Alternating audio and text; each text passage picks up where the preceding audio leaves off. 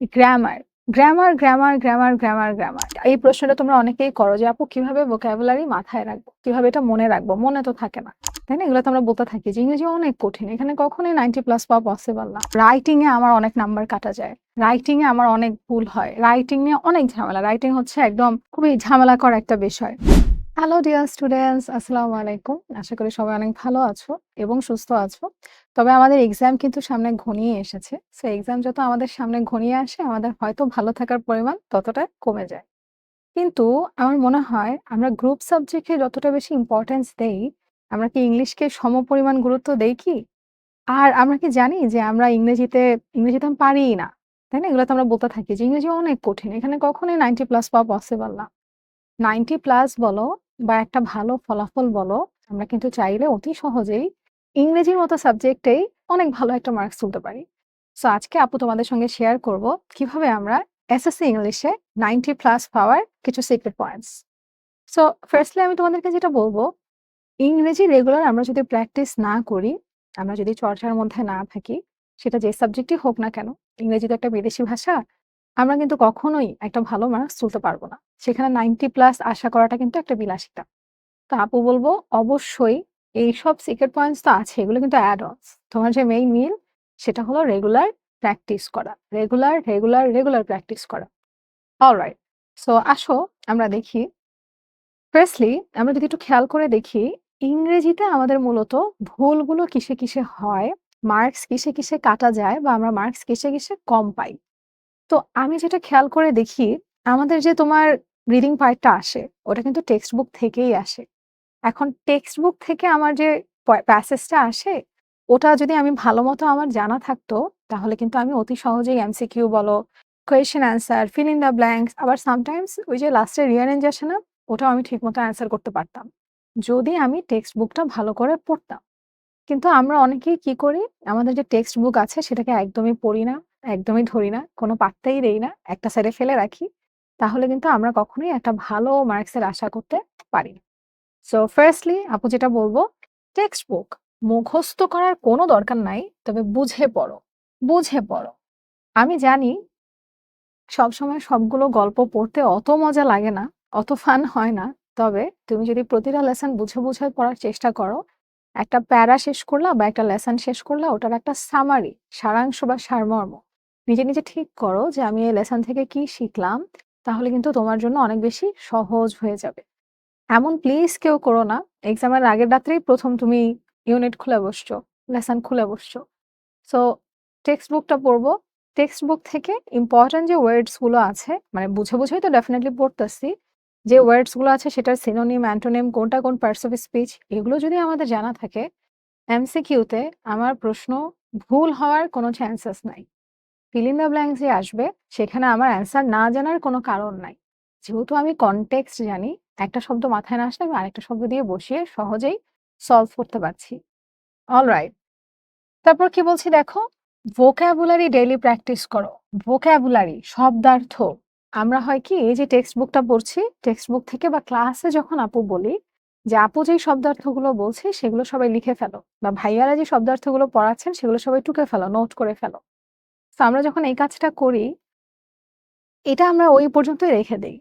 পরে গিয়ে আর বইটা খুলে বা যেখানে আমরা কপিটা নোট করছি, ওই কপিটার খুলে আমরা দেখি না যে আমরা কি নোট করেছি।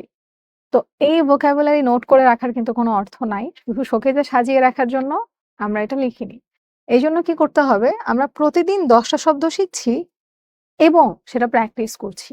কিভাবে আমি অনেক এই প্রশ্নটা তোমরা অনেকেই করো যে, "আপু কিভাবে vocabulary মাথায় রাখবো? কিভাবে এটা মনে রাখবো?" মনে তো থাকে না। vocabulary মনে রাখার জন্য তুমি অনেকগুলা ওয়ে এপ্লাই করতে পারো। যেমন একটা গল্প আকারে শিখলা, হ্যাঁ? একটা গল্প আকারে শিখলা। ধরো একটা ছোট ওয়ার্ডই একটা গল্প আকারে শিখলা। তোমার বাস্তব জীবনে রেগুলার কনভারসেশন এ তুমি ওই শব্দটা ব্যবহার করলা। প্রতিদিন তুমি ব্যবহার করলা। ওকে? অ্যান্ড সবসময় একটা জিনিস করবা, যেই শব্দটাই শিখছো সেটার একটা সিনোনিম এবং অ্যান্টোনিম সাথে শিখে রাখবা। আমি যে জিনিসটা পার্সোনালি এপ্লাই করতাম, আমি সেন্টেন্স মেক করতাম। ধরো ওই যে যেটা আপু বললাম আরকি, বাস্তব জীবনে ব্যবহার করা, পাশাপাশি একটা সেন্টেন্স মেক করে ফেলা। তুমি দেখবা একটা শব্দ একটা বাক্যে যখন আমরা ব্যবহার করি, তখন সেটা আমাদের জন্য মনে রাখা সহজ হয়ে যায়। একটা শব্দের অর্থ আমি জানি না। তবে সেটা যদি কোনো বাক্যে আমাকে বলে, তখন আমি আশেপাশের বাক্য শুনে কনটেক্সট বুঝে কিন্তু মিনিংটা আন্দাজ করতে পারি। এইজন্য ভোকাবুলারি মনে রাখার জন্য তুমি ওটা দিয়ে যদি সেন্টেন্স মেক করো, it's gonna help you as well. So আমরা অলওয়েজ এই যে টেক্সট বুক পড়বো, সেখান থেকে ইম্পর্টেন্ট ভোকাবুলারিজ গুলো নোট করে ফেলবো, অর্থ জানবো এবং সেগুলোর synonym, antonym and parts of speech ৩ টাই শিখে ফেলবো। ওকে? তারপর কি বলছে? গ্রামার স্ট্রং করা মোস্ট ইম্পোর্টেন্ট, অবশ্যই পড়তে হবে। আচ্ছা, কোনগুলো পড়তে হবে দেখি তো? Grammar, grammar, grammar, grammar, grammar, grammar. English পড়তে আসছি। আমরা যদি গ্রামারের রুলস গুলো ভালোমতো না জানি, তাহলে আসলেই আমাদের জন্য অনেক কঠিন হয়ে যাবে। তাই না? আমরা যদি প্রপারলি গ্রামারের কয়েকটা টপিক তো আছে। যেমন আপু দেখায় তোমাদেরকে কোনগুলো। ধরো আমরা যদি ভয়েস এর কথা বলি, আমরা যদি চেঞ্জিং সেন্টেন্স এর কথা বলি, হ্যাঁ? চেঞ্জিং সেন্টেন্স এ কিন্তু ডিগ্রি, ট্রান্সফরমেশন একসাথেও আসতেছে। ঠিক আছে? আমরা যদি এটার কথা বলি, আমরা যদি টেন্স এর কথা বলি, রাইটিং ফরম্যাট এর ক্ষেত্রে টেন্স কিন্তু আমার লাগবেই। তাই না? রাইট ফর্ম অফ ভার্বস এর কথা বলি। এই যে এই জিনিসপাতিগুলো আছে, হ্যাঁ? অবশ্যই এগুলো আমাদের রুলস গুলো মাথায় রাখতে হবে। অনেকের মধ্যে টেনডেন্সি আছে যে ধরো শুনে দেখি কোনটা কারেক্ট, কোনটা ভালো মানে কোনটা কারেক্ট মনে হয়। এটা তুমি ২-১ জায়গায় লেগে গেল, কিন্তু সবসময় কিন্তু এই গ্রামারটি কাজে লাগে না। কিছু, কিছু ক্ষেত্রে যেই রুলস, ওই রুলসেই হচ্ছে তোমার কনভার্ট করতে হবে, স্পেশালি এই টপিক গুলাতে। তো আপু রিকোয়েস্ট করব, গ্রামার আমাদের রুলস গুলো হচ্ছে স্ট্রং করতে হবে, প্র্যাকটিস করতে হবে। তো যখন আমরা গ্রামারের ক্লাস করাই, তখন তোমরা এই প্রশ্নটা করো যে আপু গ্রামারের ক্ষেত্রে রুলস মনে রাখবো কিভাবে? এতগুলা রুলস আমি কিভাবে মাথায় রাখবো? সেই ক্ষেত্রে আপু তোমাদেরকে বলবো, তোমার কাছে গ্রামারের যে নোটটা আছে বা তুমি বইয়ে যেখান থেকে রুলস গুলা দেখতেছো, সেখান থেকে তুমি প্র্যাকটিস করো, নো প্রবলেম। তবে মুখস্থ করতে যেও না। গ্রামারের রুলস যদি মুখস্থ করতে যাও, তাহলে তোমার আরো বেশি কষ্ট হবে। তুমি রুলস দেখে, দেখে প্র্যাকটিস করবা। দেখে, দেখে প্র্যাকটিস করো ১ টা, ২ টা, ৫ টা, ৭ টার সময় তোমার আর দেখা লাগবে না। অটোমেটিক্যালি মাথায় সেট হয়ে যাবে। মুখস্থ করতে গেলে হয় কি? তুমি একটা জায়গায় আরেকটা দিয়ে দিবা, আরেকটা জায়গায় আরেকটা দিয়ে দিবা।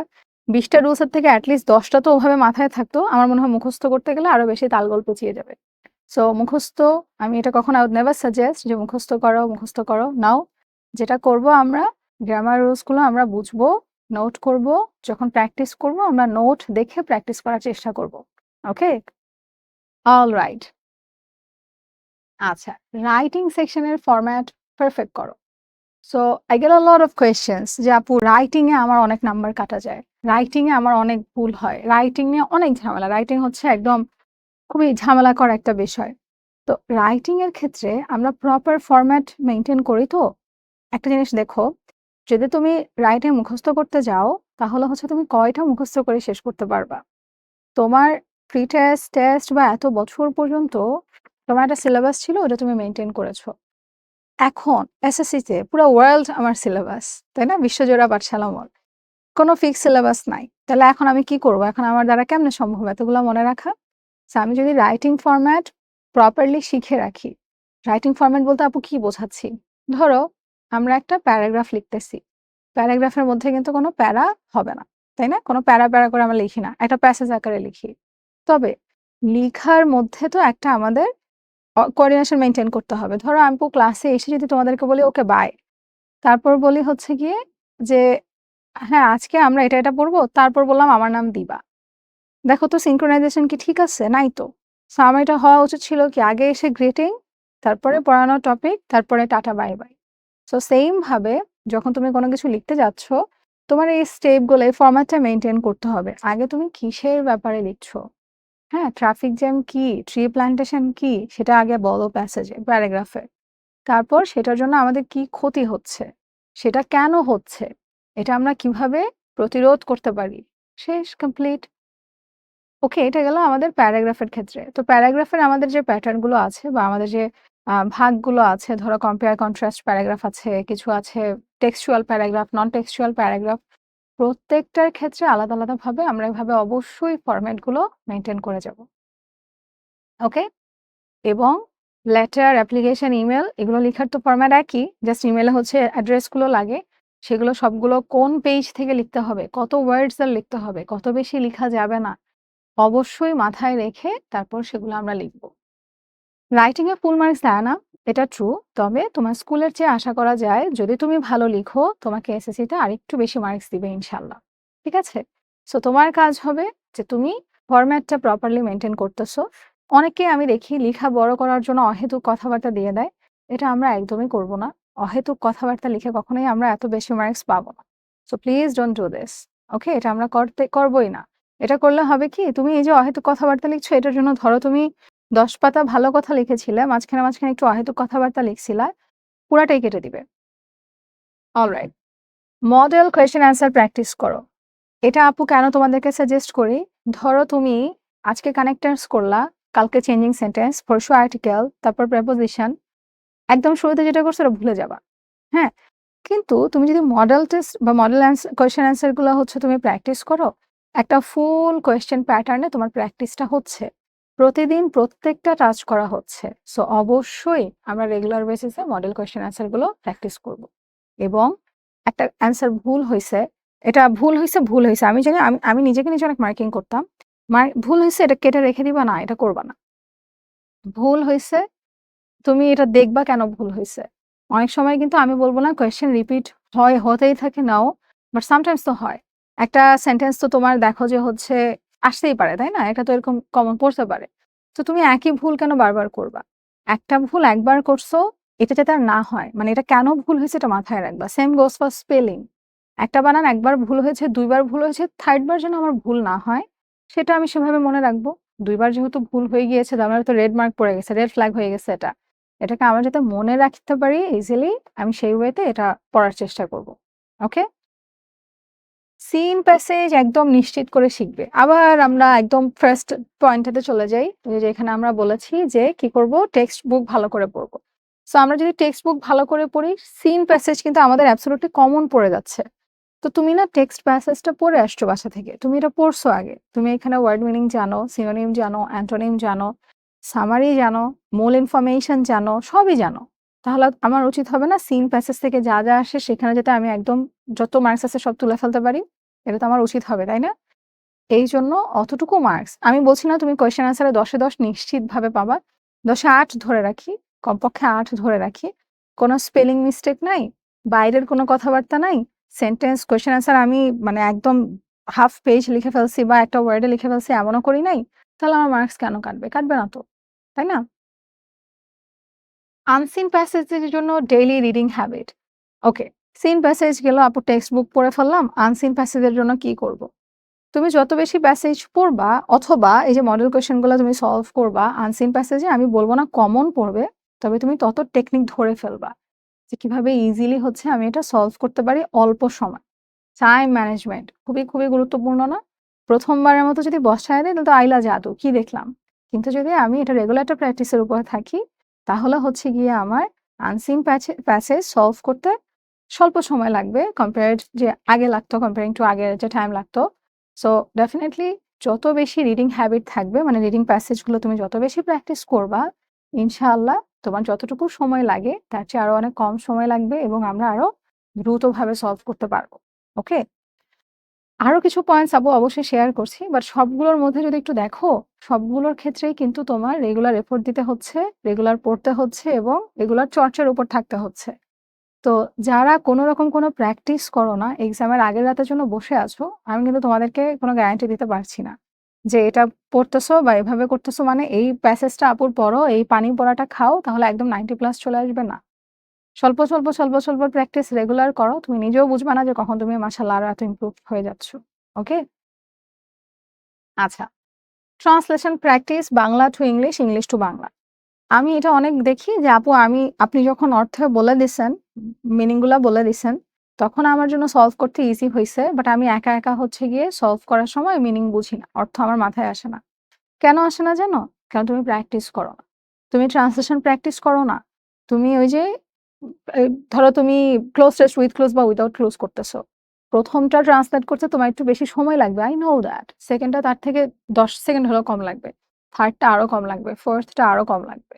সো শুধু যে গ্রামার, সিন প্যাসেজ এগুলা প্র্যাকটিস করব তা না। পাশাপাশি এই যে আমার দক্ষতা যে আমি কত দ্রুত ট্রান্সলেট করতে পারছি, হ্যাঁ? সেটাও আমার মাথায় রাখতে হবে, সেটাও আমার আয়ত্তে আনতে হবে। ওকে? এবং এটা পুরোটাই বিশ্বাস করো প্র্যাকটিসের উপর। আমি অনেককেই দেখি যারা প্রচুর বই পড়ে, তারা না একটা পেইজের লিখা বা যেকোনো একটা টেক্সট অনেক দ্রুত পড়ে ফেলতে পারে। আবার অনেকের দেখবে একটু সময় লাগে। তো এটা তো তারা কোনো কিছু ট্যাবলেট খেয়ে এত শক্তিশালী হয় নাই। পানি পড়া খেয়ে হয় নাই। পুরোটা প্র্যাকটিসের উপর। সো আমি এখন বলছি না যে এখনো অনেক সময় ৫ বছর টাইম আছে ইচ্ছা মতো পড়তে থাকো, নাও।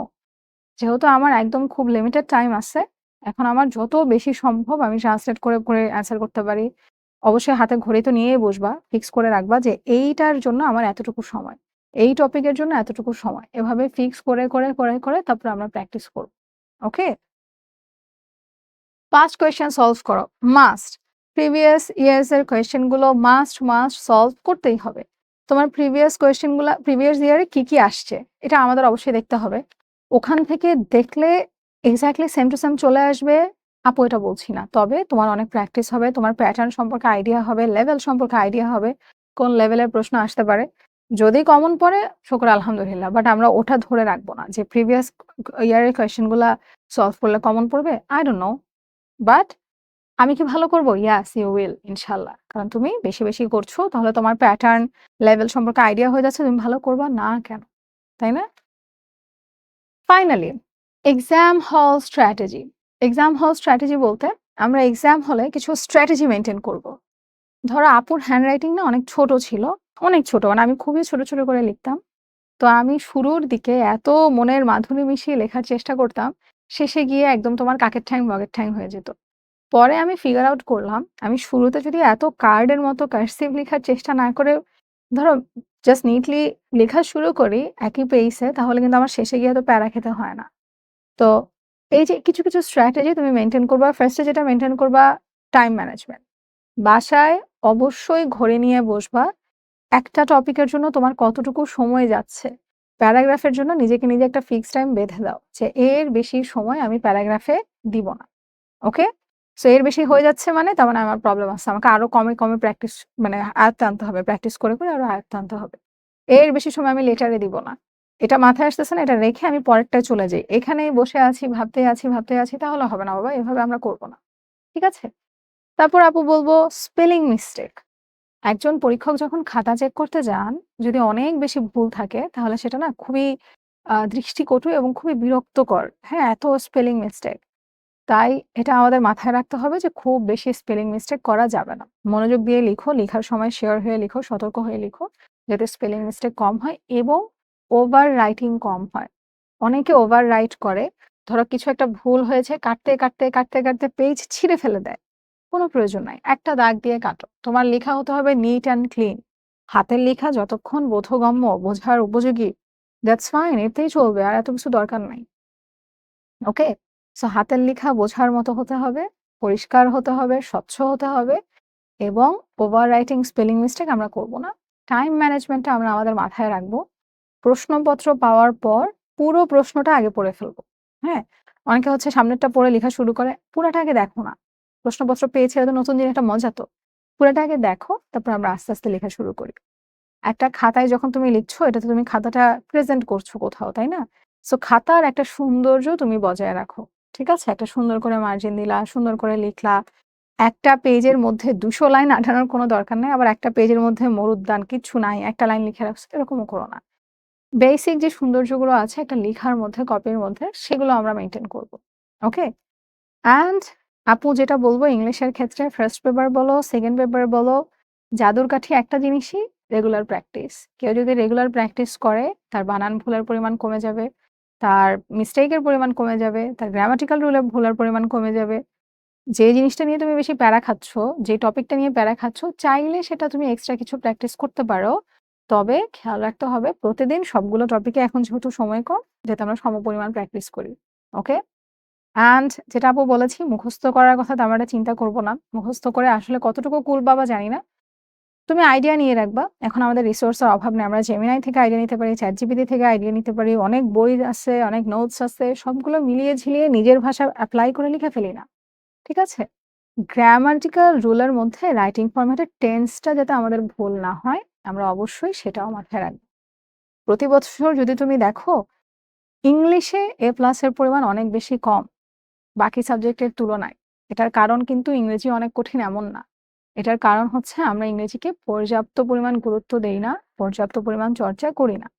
সো আমরা প্রতি বছর রেজাল্টে এরকম করুণ দশা দেখতে পাচ্ছি। তারপরেও কি আমরা একই ভুল করব? নাকি প্র্যাকটিস করে এই সহজ জিনিসগুলো এপ্লাই করে আমাদের লেখার আরো আমাদের ইমপ্রুভ করব, হ্যাঁ? লেখার জিনিসটাকে আরো সুন্দর করব।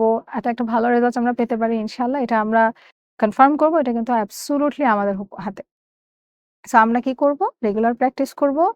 রেগুলার দেখব কি ভুল হচ্ছে না ভুল হচ্ছে। আর নিজেকে নিজে মেন্টালি প্রিপেয়ার করব। ঠিক আছে? তোমার মেন্টাল প্রিপারেশন খুবই দরকার। তুমি যদি ধরে বসেই থাকো ইংরেজি অনেক কঠিন। কে করতে পারবে জানি না। আমি করতে পারছি না। তাহলে আমি পারবও না। ঠিক আছে? সো প্রিপারেশন হতে হবে ওরকম। মাথায় রাখতে হবে। Okay? Alright guys, thank you so much. সবার জন্য হচ্ছে অনেক শুভকামনা। আশা করি সবার পরীক্ষা অনেক ভালো হবে ইনশাআল্লাহ। সবাই অনেক ভালো থাকো, সুস্থ থাকো। আজকে এতটুকুই। আসসালামু আলাইকুম।